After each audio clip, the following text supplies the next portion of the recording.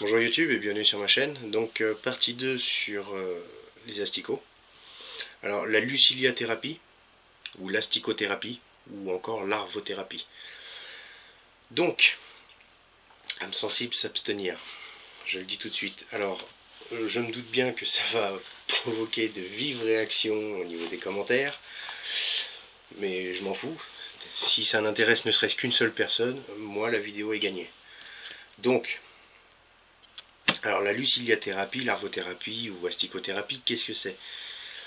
C'est quelque chose qui est utilisé depuis tellement longtemps qu'on est incapable de le dater, d'accord, et qui est encore aujourd'hui utilisé, et même de plus en plus. Donc les asticots, pour certains, sont des nettoyeurs. Les asticots sont tous des nettoyeurs, mais certains en fait se nourrissent uniquement des chairs mortes, des chairs en putréfaction. Les chairs saines, d'accord, la chair qui n'est pas infectée, ça ne les intéresse pas, ils ne touchent pas ça. Donc, tout simplement, en fait, c'est un microchirurgien, donc de la microchirurgie, l'asticot, il va manger les chairs mortes. Pour schématiser, il va manger l'infection, d'accord, en désinfectant, en produisant un cicatrisant, en produisant donc un antiseptique et un antalgique, un antidouleur. Et tout ça, il va le faire en moyenne sur 3 jours. Donc, je vais mettre des photos à la fin de la vidéo. J'ai surtout j'ai écrit un article sur le blog. Si vous voulez en savoir plus, allez-y. Il y a des fiches médecine là-dessus, des études médicales, hein, que j'ai pas réalisé moi, bien sûr. Donc, si vous voulez dire que c'est pas vrai, allez dire ça au corps médical mondial.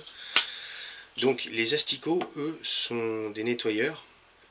Une larve principalement, c'est la Lucilia sericata. Alors la Lucilia sericata, c'est la mouche bleue ou la mouche verte là, vous voyez, c'est une grosse mouche à merde, mais verte. On dit mouche à merde, mais non, ce n'est pas une parce qu'elle est attirée par les viandes. Donc lorsqu'il y a une viande en putréfaction, vous avez en fait une mouche qui a des reflets métalliques bleu-vert. Cette mouche-là, vous l'attrapez, vous l'isolez, vous lui redonnez de la viande morte, vous la laissez pondre ses œufs, et ces larves-là sont à appliquer avec certaines précautions, bien sûr.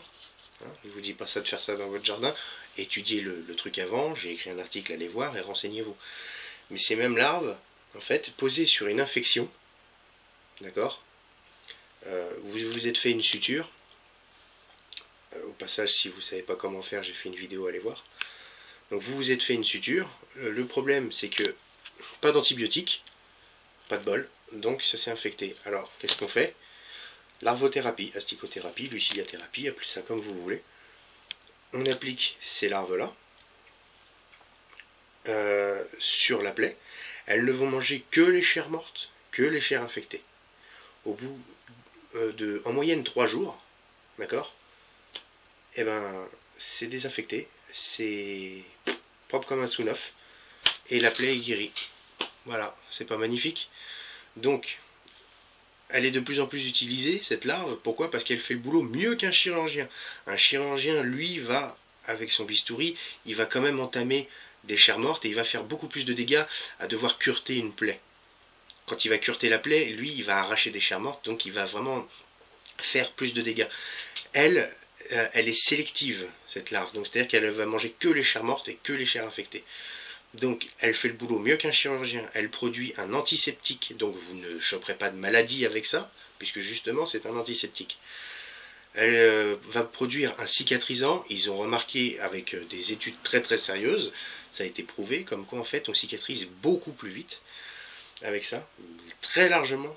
Et en plus de ça, vous avez un antalgique, donc un antidouleur. Ce qui fait, c'est que vous ne sentez pas la douleur, hein, vous n'avez pas l'impression d'être dévoré. Et donc, ça vous guérit tout simplement. Donc, alors, ça vous évite d'avoir des gangrènes, ça vous évite d'avoir des septicémies, ça vous évite de crever. Donc, en cas de gros pépins où on est obligé de se débrouiller tout seul, en totale autonomie, Cette méthode, même si elle est pas ragoûtante, elle vous permet de ne pas mourir d'une septicémie, de ne pas avoir à subir une amputation barbare à cause d'une gangrène, d'accord. Et ça vous permet donc d'avoir en fait un chirurgien et des antibiotiques à portée de main. Donc ça remplace les antibiotiques dans une certaine mesure. Donc je pense que cette méthode-là, en tout cas chacun voit midi à sa porte, mais cette méthode-là, elle est vraiment à garder en tête. Hein, d'autant plus qu'elle est très simple à mettre en place, très simple à utiliser. Donc voilà, voilà, moi en fait je voulais juste donner cette petite astuce, hein, si on peut dire. Bah, parce que ça permet d'avoir un microchirurgien et des antibiotiques hein, dans le sac d'évacuation, donc dans la tête, le savoir, et de pouvoir les développer n'importe où, hein, sur le terrain. Donc un écureuil, on chope un écureuil n'importe quoi, hein, une fois zigouillé, bah, la viande va pourrir et puis les mouches vont arriver dessus. Vous attrapez ces mêmes mouches, hein, les mouches vertes là, et ces mouches vertes là vous donneront des larves qui vous serviront pour ça. D'accord. Antibiotiques, microchirurgie, antiseptique et antalgique. La même chose sur votre plaie. Au bout de 3 jours, d'accord, alors je vais pas je vais pas aller beaucoup plus loin parce que j'en suis déjà à presque 7 minutes. Donc je vais pas aller beaucoup plus loin dans le sujet là. J'ai écrit un article, je passe des heures à écrire des articles. Donc pour ceux qui sont intéressés, allez voir l'article sur le blog. C'est